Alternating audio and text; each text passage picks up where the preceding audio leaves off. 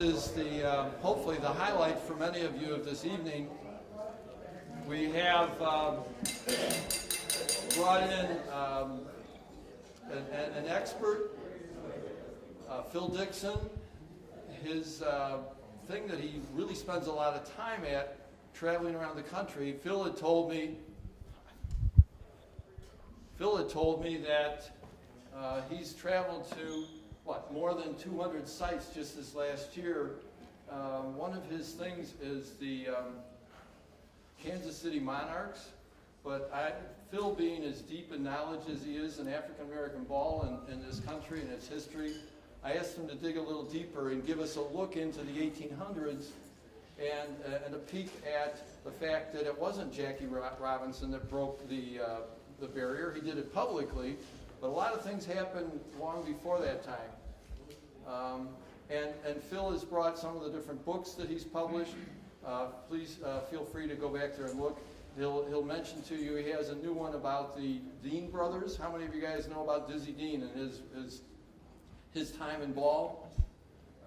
And he's done research. He'll tell you about this particular event in the Dean brothers' lives. If you're Detroit Tiger fans, my sympathy, because that's part of the story, right? So without more rambling on my part, Phil Dixon.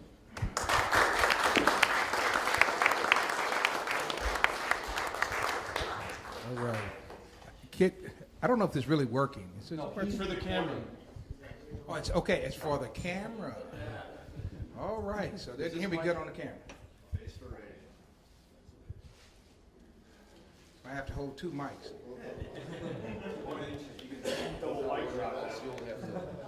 You know, in the old days before they invented the bat weight, that's what they used to use, a couple of bats. So anyway, I want to thank everybody for coming down to the event. I'm honored to be here tonight. My wife is here with me. And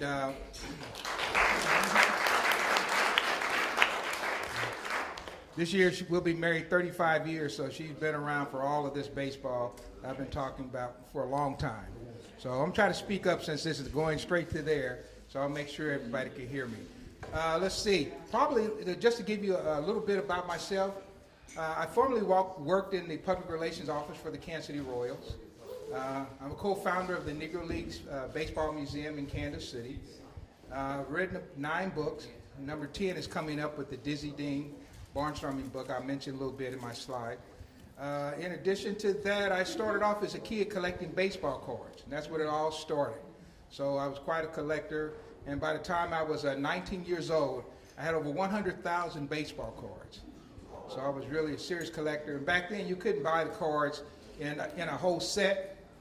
You had to buy them by the pack. So I chewed a lot of bubble gum to get here today. And then I was jump-started all the way to 2013. And, I've been researching for years, doing different things. But I started taking a look at the country, and I thought race relations were getting pretty bad. So I wanted to do something to help race relations, and I knew that baseball had the story. So I started working on a speech and a program that I could take all around the country. And it started out, I was originally going to go to 90 cities originally, to recognize the Kansas City Monarchs and their, I guess it would have been their 90th anniversary of their first World Championship.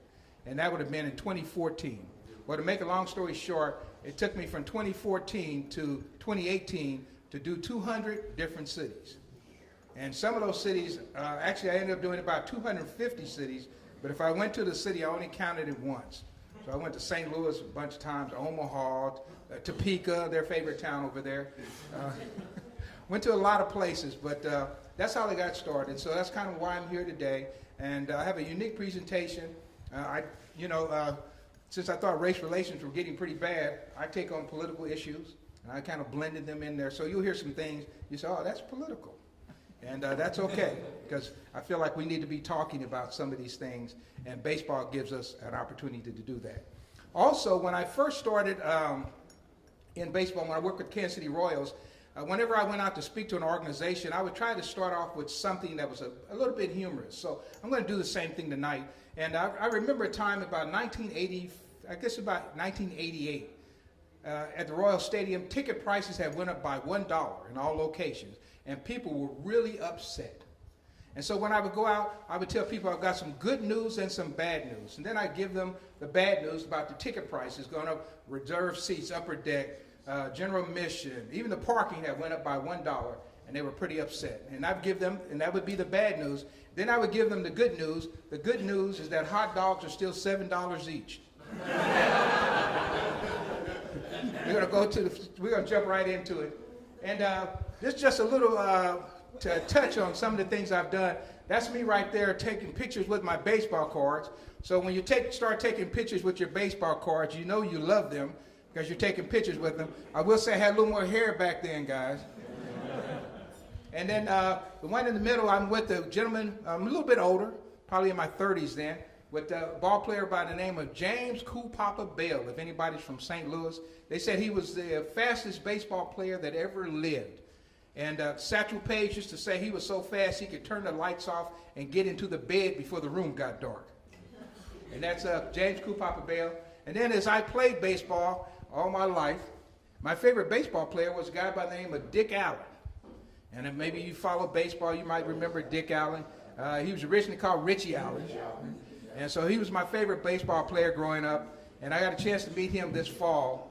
And it was quite an honor. My wife said you had a big smile on your face, but don't we have a big smile on our face when we meet our favorite baseball player? Oh, yeah. So that's how it was. So Dick Allen, and you had to be careful if he was your favorite baseball player, because if you followed him, you would probably get kicked off the team. And because he said some pretty outlandish things. The first time he played on AstroTurf in Houston, a reporter asked him, "How do you like the turf?" He said, "If a horse can't eat it, I don't want to play on it." That was Dick Allen. So I had a chance to meet him. Also, I might mention too that we'll go ahead and jump on by. Go ahead. And then, when I first started, I'm going to have my wife hold up the book. In 1992, I won an award for the best baseball book of the year. And it was a photographic history that I did. I have a few of them here, but I can't get the book anymore because it's out of print, so I have to buy used copies and sign them. I had to buy my own book off of Amazon. But anyway, but when I put this book together, what I realized is that most of America never knew about the African Americans' contributions to baseball, who had done what and when, where, and pretty much when I grew up, all I knew was about Jackie Robinson. That's where most people were introduced into integration into baseball. So I want to mention this guy here. His name was Simpson Younger. And what's interesting is later on, the Kansas City Monarchs, they had a co-owner by the name of Tom Baird. And he went by T.Y. Baird. Now, Tom Baird was white. I don't know if you know this. He went by T.Y. Baird. And the reason why he went by T.Y. Baird is because his middle name was the family name, and it was Younger. So, actually, this guy, the first African-American baseball player to play college baseball at Oberlin College, this is in the 1860s, was kin to the co-owner of the Kansas City Monarchs. So you got a black guy and a white guy, and they're kin. And most people have never heard this. He's buried in Sedalia, Missouri. His name is Simpson Younger. And once again, most people have never heard of Simpson Younger, and that's him. I will mention, too, Simpson Younger, you can't see it up here, but it mentions, I guess this is, I can't see it, 1868. He pitched, and they beat a team called the Occidentals. And the bat that they're standing in front of, I've held that bat. They still have the bat at Oberlin College. So that's Simpson Younger, introducing some new people. 1860s. All right, go ahead to the next one. And I don't know if you've ever heard of this gentleman. Okay. Okay, he's a pretty fascinating guy. And let me tell you, he's responsible for a couple of things that you probably don't give him credit for. And he is the first African-American player to play in the minor leagues. So he played with Lynn, Massachusetts in 1878. And what's interesting, you got a couple of interesting things going on here. First of all, that baseball card there was written by the Ted Williams Baseball Card Company, and I did the copy. So I got a chance to put whoever I wanted to in the set. So I made sure that we got some of these old ball players. But this is Bud Fowler. Here's what he made happen in baseball. When he came on the team, this was in about 1880s. He was in the minor leagues. And he was the only black player on the team, and they did not want him in the league. So players designed ways to get him out of the league. So the first thing players started doing was sliding feet first. It had never happened. Bud Fowler is one of the reasons baseball players are still sliding feet first. They're hoping to spike him and put him out of the game. But Bud got pretty smart. So he talked to a guy, and he created some wood slats that he put in his socks. So when they would slide, they would hit those wood slats. And a guy who was playing catcher said, "What do you have there?" And he started talking about what he had. And guess what? He had essentially made the first shin guards as well. And it was Bud Fowler. And guess what? Today, he is the only professional baseball player buried in Cooperstown, New York. Most people have never heard of Bud Fowler. A lot of history behind this guy, and that she popped off of it, but he played an exhibition game against Boston and beat them. All right, pitching. So he was a pitcher. He played all kinds of stuff. And by the way, he played for Topeka in 1886. We had a great talk about Topeka. So we're going to go to the next one. How many people have ever heard of Moses Fleetwood Walker? All right, another interesting story. When I came along, they said Jackie Robinson was the first African-American baseball player to play in the major leagues, right? But it wasn't. It was this gentleman here. And his name was Moses Fleetwood Walker. Matter of fact, he was from the same school that Simpson Younger was from, which was Oberlin College. And so, well, here's what's interesting. Not only was he the first African-American player to play in the major leagues, but later on that year, another player got injured. So they were able to call his brother. His brother came, Weldie Walker, and he became the second African-American player to play. And this is still back in the 1880s. And these guys were totally forgotten.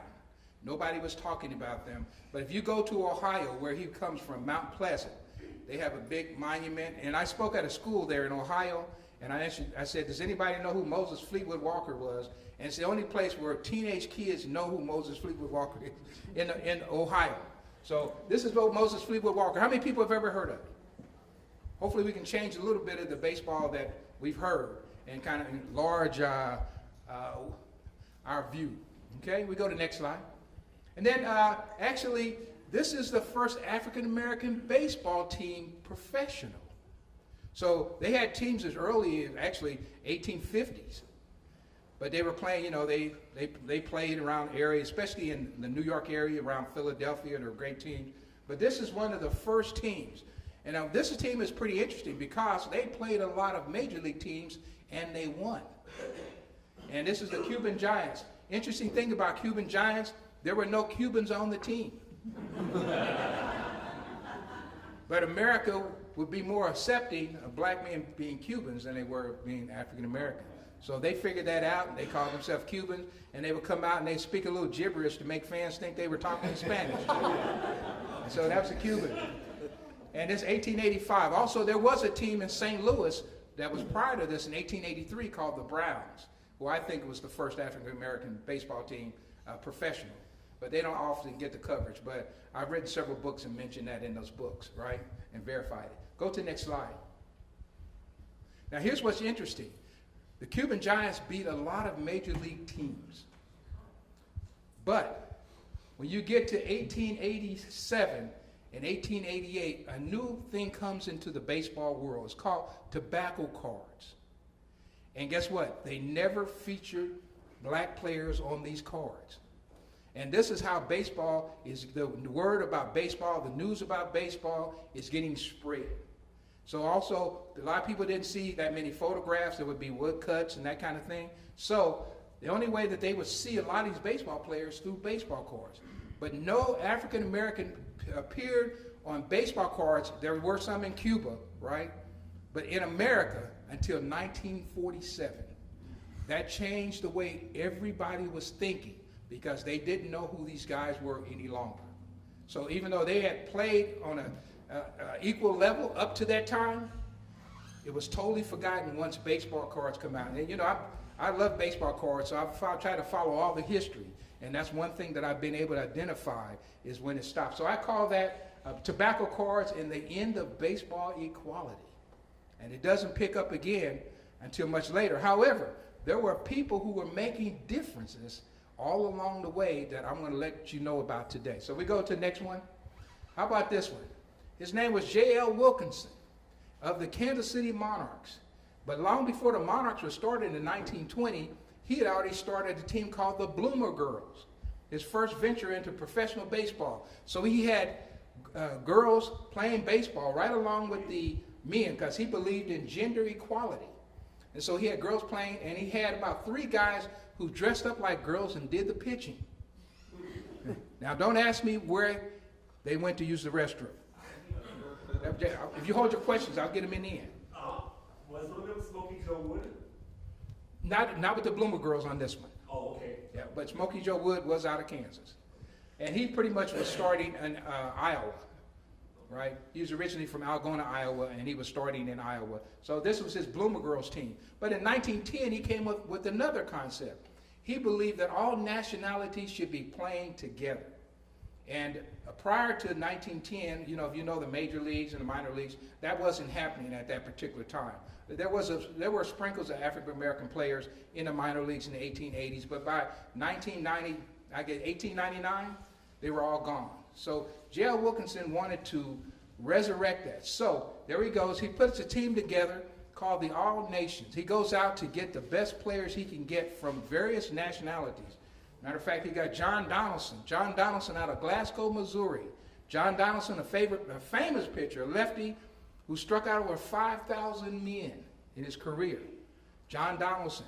So he had John Donaldson. He called him Donaldson the Great. Then he also went out and got the best white players. This guy here from Circleville, Kansas. And you can tell he's wearing a major league hat to play for the New York Giants because he could go to the major leagues, but he got his start with J.L. Wilkinson. He also had Italians. He had Hawaiian, Native American. And how about this? The first ever Japanese professional baseball player ever played for J.L. Wilkinson in 1914. And this is the man who was a great pioneer in baseball. How many people have ever heard of him? I'll tell you the interesting thing is, today he is enshrined in Cooperstown. And he's a legendary figure. So if you look up the Hall of Fame in Cooperstown, you will find J.L. Wilkinson. I'll tell you, we're going to give you just a little more about J.L. Wilkinson. Go ahead and pop to the next slide. A couple of things he also participated in that you are watching happen even today. First of all, he believed that, we'll go back. 1920, the government decided they were going to connect the entire nation together using highways. Prior to then, the only way you could travel around was a train. So they had put so many highways in by 1926 that J.L. Wilkinson decided to purchase this bus right here. It's called a Parlor Bus. It looks like you can sit in your living room and just go down the highway. And so he purchased that bus, and the Kansas City Monarchs in 1926 become your first entertainment, you know, baseball is entertainment, as well as sport, to travel by bus. Can you imagine me going to 200 cities, and I drove all of this, that I went to 200 cities. How many teams do you think I saw on the bus? Just hundreds of teams, all sports. But how many of those teams know that J.L. Wilkinson and the Kansas City Monarchs were the first to do it? Most people never have that idea. Also, in 1915, he started tinkering around with a little thing called night baseball. He believed that baseball could be played at night. And would you believe the major leagues didn't agree? Matter of fact, Van Johnson, the president of the American League, said that baseball at night will never last. It's just a passing fad. And J.L. Wilkinson said the lights would be the baseball, what talkies are the movies, and the movies had just started talking with Al Josephs, the jazz singer, 1926. So we know who was right on that, right? So this is J.L. Wilkinson, and so how he originally came up with the idea, a lot of people don't know this, in 1929, Haskell Indian College in Lawrence, Kansas, played 8 night football games. It was unheard of in that time. And so J.L. Wilkinson, who had been tinkering around with this, trying to get it to work, went over to Haskell Indian College, took his Kansas City Monarchs, had them turn the football lights on. They took batting practice, fly balls, and all those kind of things, and he said this will work. So by 1930, which was 90 years ago next year, he put together 4 trucks that had lights on them. He could pull into town, and they had a jackknife construction taking about an hour and 30 minutes, and it saved baseball to have baseball at night. And for that, he should be in the Hall of Fame, I would think, right? Now, when I came along and I started reading about baseball, the first thing I heard about was the first night baseball game, 1935, at Cincinnati's Crosley Field. However, J.L. Wilkinson and the Kansas City Monarchs played in Pittsburgh Thorpe's Field in 1930. So you want to know about J.L. Wilkinson. He was a great freedom fighter, and he was tremendous for race relations. You know, he was the one who hired Satchel Paige, and I'll mention a little bit about Satchel Paige in a minute if you've never heard of him. So that's J.L. Wilkinson there, and a couple of us things. I will also mention, just for a little trivia, when I first started following baseball, I had to watch my World Series games in the daytime because they didn't have World Series games at night until 1971. And how about this? The first time the entire World Series was played at night was in 1985, and it was St. Louis Cardinals against who? Okay, I've got some Royals fans in the house. So, and guess what? It happens in Missouri, where he kicked off the lights. So, just in case you've never heard of him, J.L. Wilkinson, a great pioneer. Go to the next slide. And then when you think of the Kansas City Monarchs' great pitchers, and this great pitchers, what's the name that comes to mind? Satchel Paige, right. So Satchel Paige doesn't get to the Kansas City Monarchs until 1939 to stay. He was there for like a month in 1935. So the Monarchs were organized in 1920. So you got 19 years have passed. And who was the great Monarch pitcher? Most people have never heard of him. His name was Wilbur Bullet Rogan. Now remember, I'm just a kid from Kansas who collects baseball cards, but I happen to think a whole lot about this guy as being the greatest all-around baseball player that ever lived. So I wrote an entire book, matter of fact, I do have some of those today, and about Wilbur Bullet Rogan. Here's the interesting thing. I'm not going to give you a lot of numbers tonight, but I'm going to tell you why I think he was the greatest all-around baseball player that ever lived. Now remember, I'm a kid from Kansas, so there's a lot of baseball experts out there. So when they talk about major leagues and they said, who is the greatest player all around who could hit and pitch, who do they say it is? Babe Ruth. So how would Bullet Rogan compare with Babe Ruth? Well, as a starting pitcher, Bullet Rogan won over 400 games. Babe Ruth never did that. As a strikeout pitcher, he struck out over 3,000 men. Babe Ruth never did that. He also invented a pitch called the palm ball. And I coach baseball now, and I'm still teaching kids how to palm the ball today. That was Wilbur Bullet Rogan. In addition to that, he was a 300 hitter. He played all year round. Played in Cuba, played out in California Winter League, and never hit under 300. And he hit with power. He was 5'7". Now somebody knows Ruth was 6'2", but he was 5'7", and he hit with power. And so I've been able to find over 400 home runs he hit. Now, if you follow Major League Baseball, you know Ruth hit 714 in the majors, right? But Bullet Rogan had a unique feat that he would do, because many times he would pitch a shutout, hit a home run, and practically win his own baseball game. That was Wilbur Bullet Rogan. And how about this? He was also a 10-second man, which means he could run the 100-yard dash in less than 10 seconds. Now, somebody knows Babe Ruth couldn't do that. Yeah, that's Wilbur Bullet Rogan. And if that's not enough for you guys, how about this? He also drove the bus. Wilbur Bullet Rogan. This is his wife here. Catherine is his wife. I could say a lot. They were married about 39 years before she passed. One thing I would say about Catherine, she was a farm girl, and if you look at her picture, I would hate to be sitting behind her in church. And you know, baseball has this unique history with nicknames. And I know there's a lot of nicknames that you guys probably coming across. There's some nicknames that I found out you never see in the Negro leagues. You never see a guy named Swede or Dutch. But most people who don't know much about baseball will know nicknames. So, you know, if I would say Yogi, what are they going to say? Bear. If I would say Mickey, and there's probably another 5 Mickeys that you could name, right? And if I say Shoeless, they know Shoeless Joe Jackson. How about Pee Wee? You know, I was somewhere, I said Pee Wee, and a lady said Herman. What threw me off, she was about 80 years old. Well, we go to the next slide. And the unique thing about baseball now is when the nicknames aren't there like they used to be. Matter of fact, if you follow the Kansas City Royals, any Royals fans here? The Royals starting catcher, what's his name? His full name? Salvador Perez. And what's his nickname? Salvi. So they shorten up the name.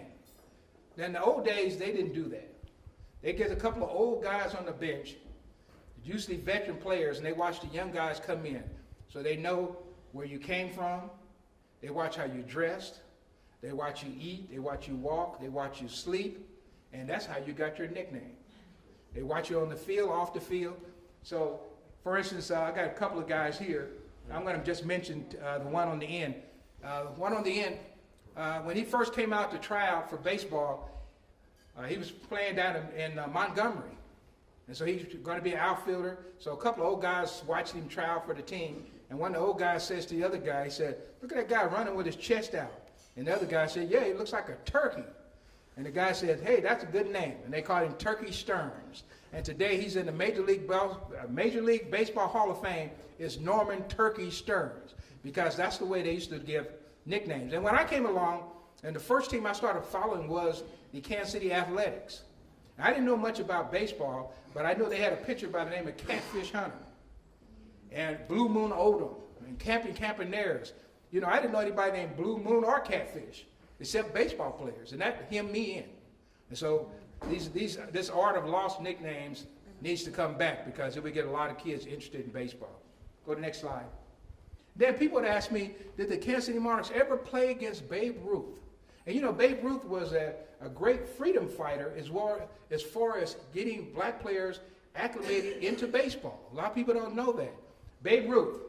So he did play against the Kansas City Monarchs, and he played at least 18 other games that I've been able to find. Interesting thing, I could tell you a lot of stories. The first stories I ever heard were about Babe Ruth, first baseball stories. But I'll tell you just one story tonight. 1927, Babe Ruth was with the New York Yankees, one of the greatest Major League Baseball teams of all time. And of course, the first thing you learn when you start following baseball is Murderer's Row. Got to know something about Murderer's Row. Lou Gehrig, Tony Lazzari, Earl Combs, Babe Ruth. And so this is introduction to baseball history, right? So Babe Ruth was on that team, and Babe Ruth that year was paid $200,000. So every team in the league pitched in to pay his salary, because they all made money when he came to town. In addition to that, he had endorsement deals for all kinds of things. And so he made $200,000 a year. And a reporter came up to Babe Ruth, and they said, "Do you know that you made more money than the president?" And Babe said, "Why not? I had a better year." That's Babe Ruth. You can't go wrong with introducing Babe Ruth to young people. Matter of fact, I was in Walmart yesterday, and I saw the new top sets they had, and guess who's on the box? A current Yankee player and Babe Ruth.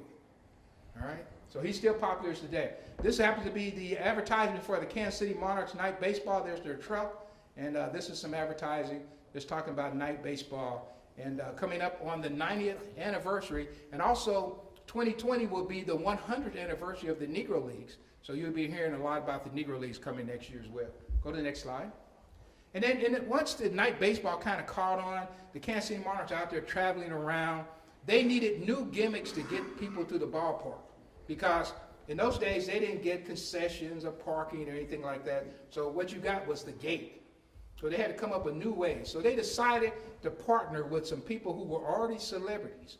So one of the people they partnered with was Jim Thorpe. And would you believe most young people have never heard of these people? And these are the names that we grew up on. You're a certain age, you know about these names. Jim Thorpe was an Olympic champion, but he was also a baseball player. And so they played against Jim Thorpe. And then also Jesse Owens. When Jesse Owens came back from Berlin, he couldn't really run. I mean, you're a track star, where do you go? Well, he ran exhibitions between the Monarchs games. So the Monarchs would travel around. He was with the Toledo Crawfords. And he would come, and so they were playing a doubleheader. He would have J.L. Wilkinson or Tom Baird, who were the promoters of the Monarchs, would have a farmer bring a horse out to the baseball park. And Jesse Owens would race a horse. Now, can a man beat a horse running? No. However, if you have a starting line and the man's in the block and the horse just gets him in his gallop, the man's going to take off a lot faster than the horse. By the time the horse got into the gallop, Jesse Owens had crossed the finish line. So that's how he's beating the horse. So they did this all over America, and guess what? The only way you're going to get a chance to see Jim Thorpe and Jesse Owens in the middle of America is to go to a baseball game. And the Kansas City Monarchs were one of the prime people behind this kind of promotion. Go to the next one. Also, Grover Cleveland Alexander. When he left the big leagues, actually he had a good year, I think 26 with the Cardinals, but when he left the major leagues and he was about finished with baseball, he still had a little left in his engine. And so Tom Baird of the Monarchs put him on a contract for another team that he was promoting called the House of David. And all Grover had to do was to come out and pitch 1 inning a night and go sit down. Now see, Grover was the last person to win 30 games in a season 3 years in a row. So a lot of people knew about Grover Cleveland as a famous baseball player. But where can you see Grover Cleveland? Well, he's going to come out and pitch this 1 inning for the House of David. So people began to flock to the parks to see Grover Cleveland pitch. And he would come out and pitch his 1 inning. But guess what? Some nights he couldn't pitch his 1 inning. And here's the reason why. I don't know how much you know about Grover Cleveland. We'll just say he was known to take a nip. Somebody knows about that. In addition to that, one time there was a major league pitcher, I recently ran across this, who was going to pitch a bit against Grover Cleveland. And Grover Cleveland didn't show up.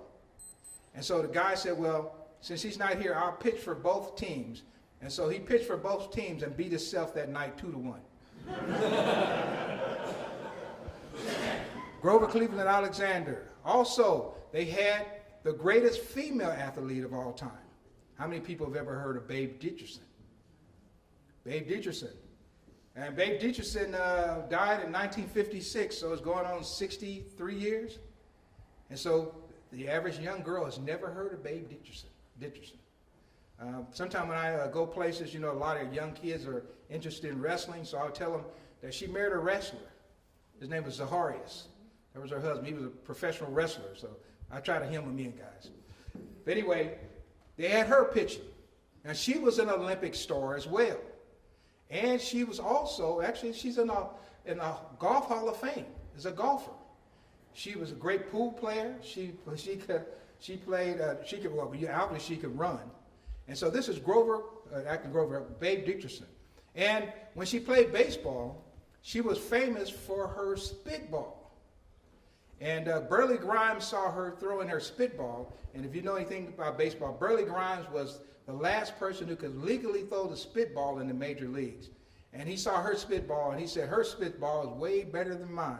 He said, if she was a man, every team would want her.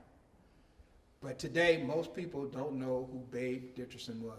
All these people, Jesse Owens, Jim Thorpe, Babe Dickerson, and Grover Cleveland Alexander, have movies made about them. Matter of fact, Grover Cleveland Alexander, the person who plays Grover Cleveland Alexander in this movie, it was called The Winning Team, was our 40th president, Ronald Reagan.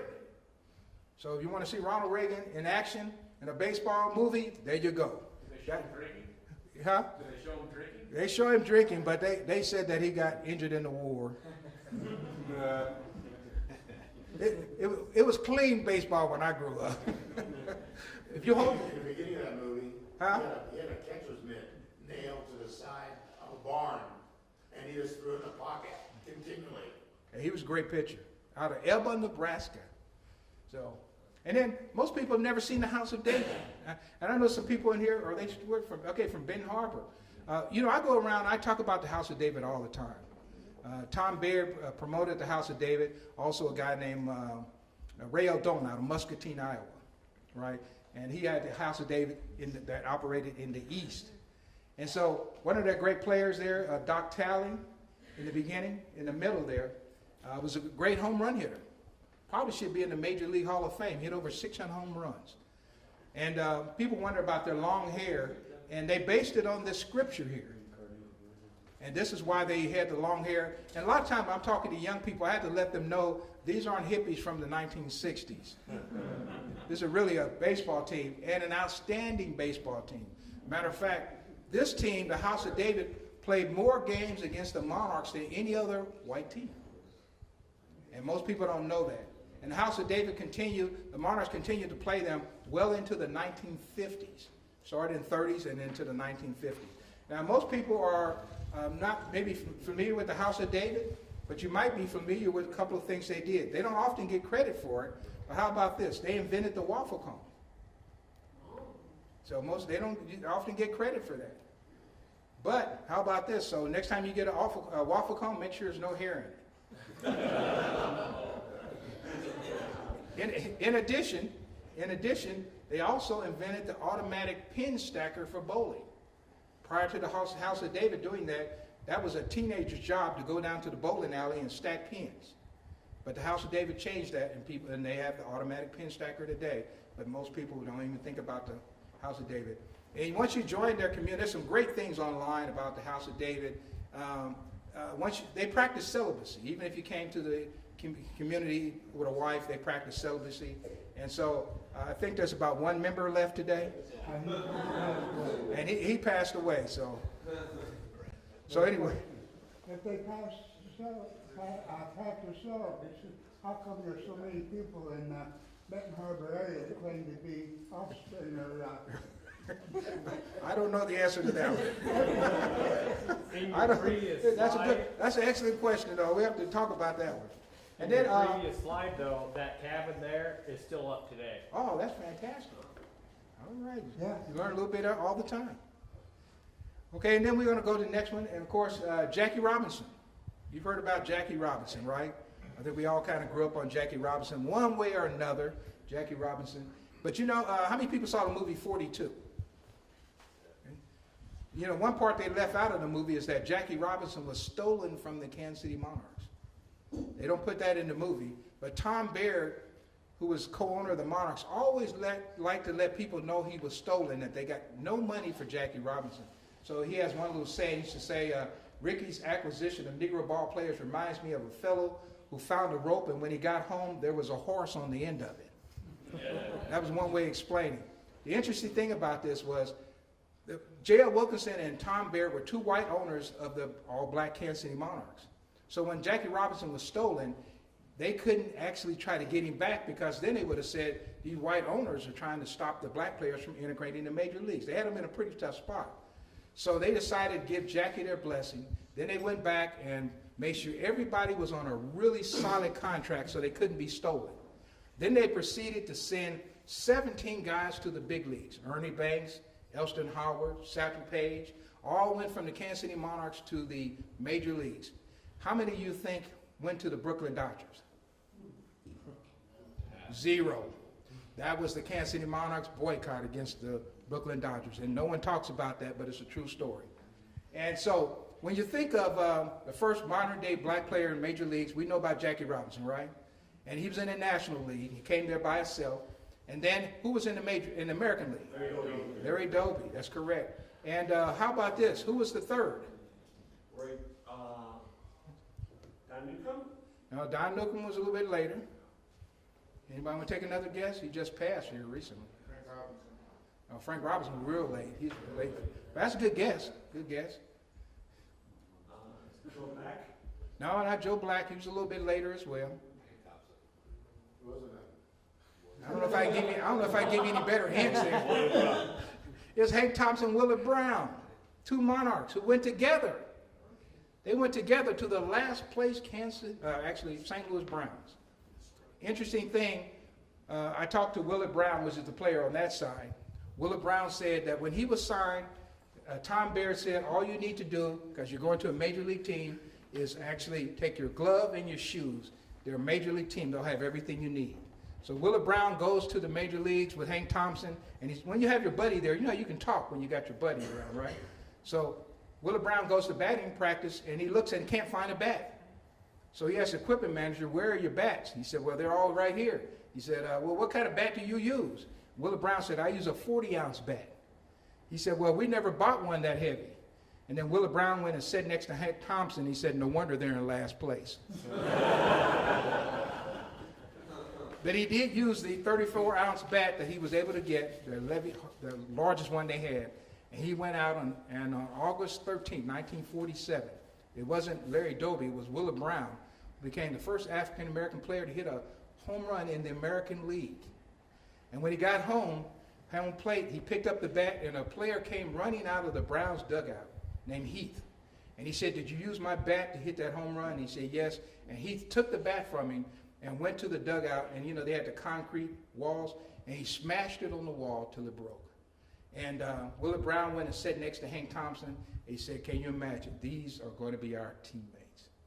You can just imagine, after all those years of integrated baseball, that's how tough it was. But we hear about Jackie Robinson, we hear about Larry Doby and those kind of things, but you never hear these guys' stories. Matter of fact, shortly thereafter, they were released from the St. Louis Browns, and they said these two guys didn't have the ability to play Major League Baseball. Well, by 1951, Hank Thompson's back in baseball with the New York Giants and in the World Series as a starting third baseman. Willard Brown, he never made it back to the major leagues, but he went down to the Texas League, which is a high classification of minor league baseball, hit over 100 home runs. And guess where he is today? He's a member of the Major League Baseball Hall of Fame.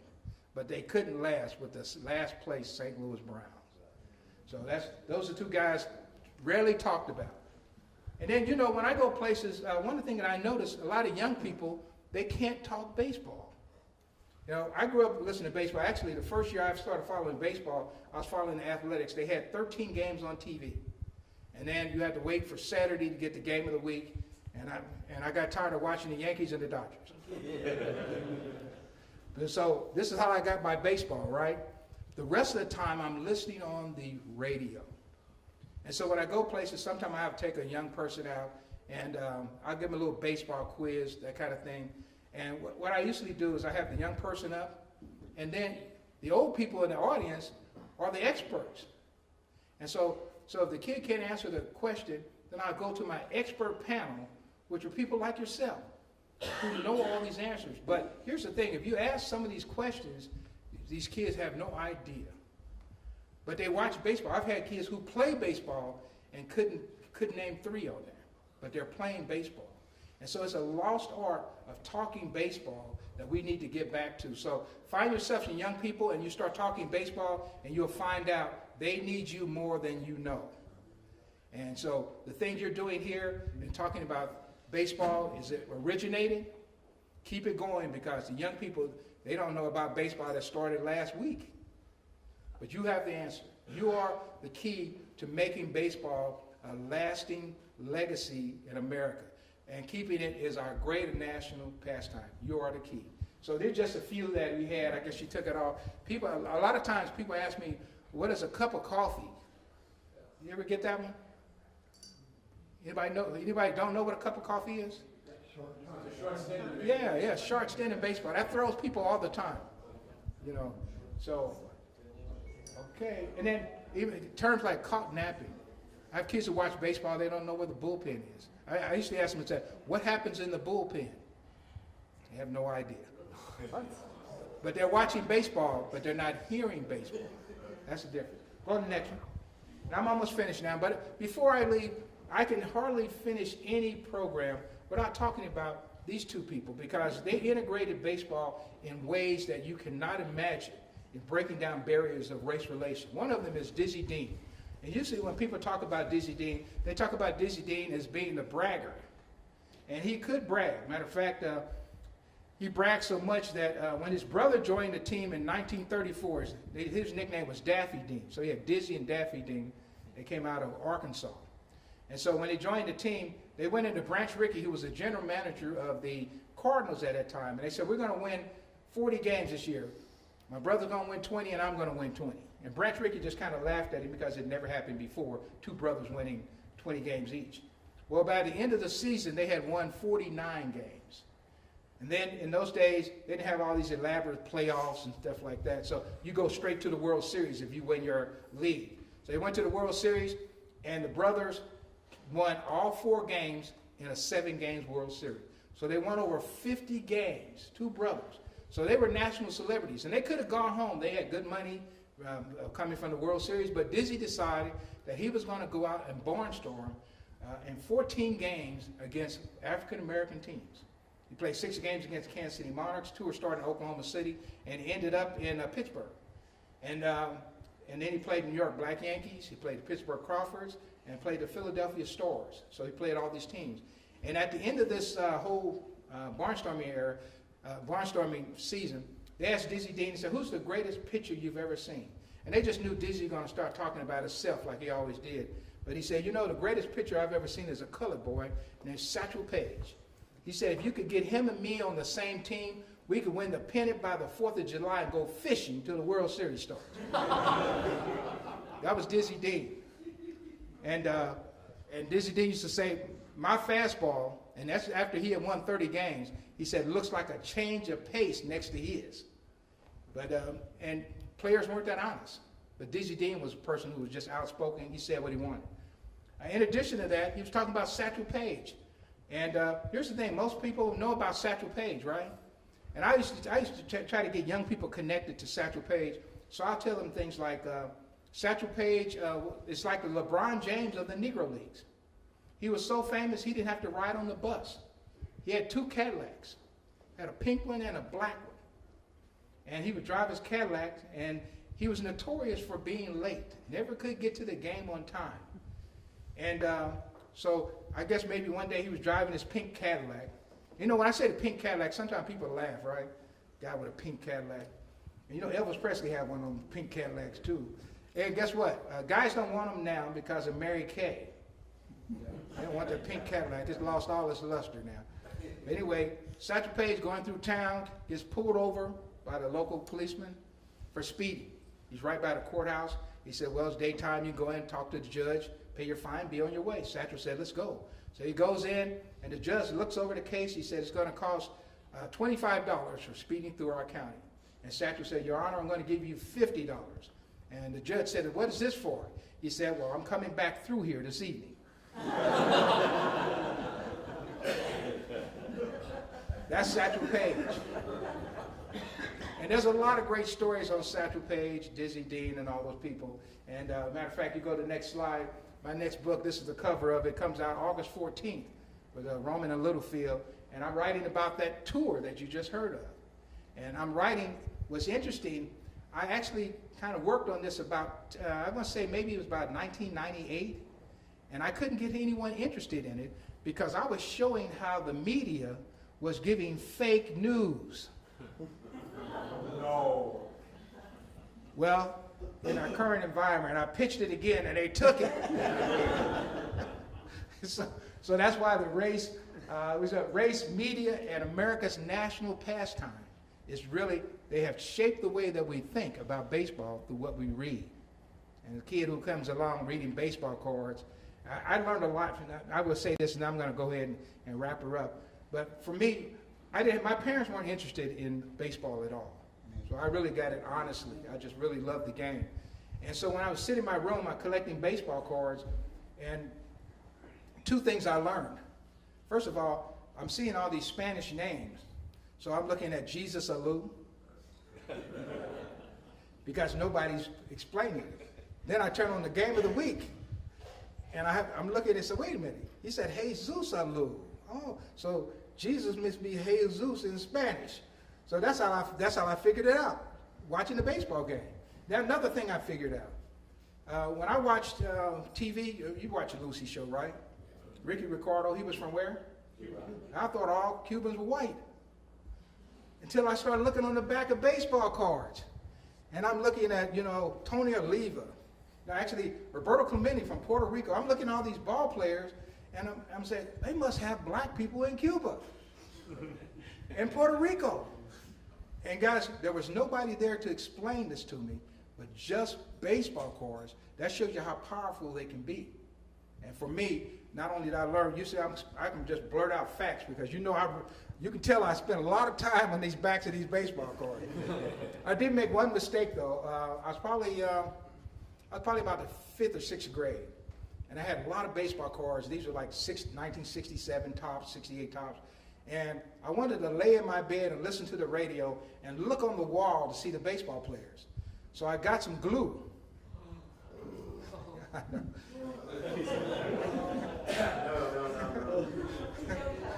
I made the greatest wallpaper you would ever see. I have a nephew, he came over, man, he said, I had never seen anything like that. And they were lined up. But I'm laying in the bed, and they said something about a player. I said, I don't know if that's right. They don't come off like they went on. And so, needless to say, I don't glue my cards to the thing anymore. Anyway, also, if you're ever in Kansas City and you where Satchel Paige is buried, on the back of his monument, it has a little thing about him being from his native Mobile, Alabama. It's a kind of poetic kind of thing. If you ever see that, guys, I want you to know that I wrote it. And it connected me to a Major League Baseball player, one of my proud moments in sports. At the same time, I did make one mistake, like with those baseball cards. I didn't put my name on it, so nobody knows that I wrote it. So I'm going to end with some poetry tonight, and go to this next slide here. I'm going to end with some poetry, and I want to thank my wife for helping me out there. We didn't have a clicker tonight, so she's been my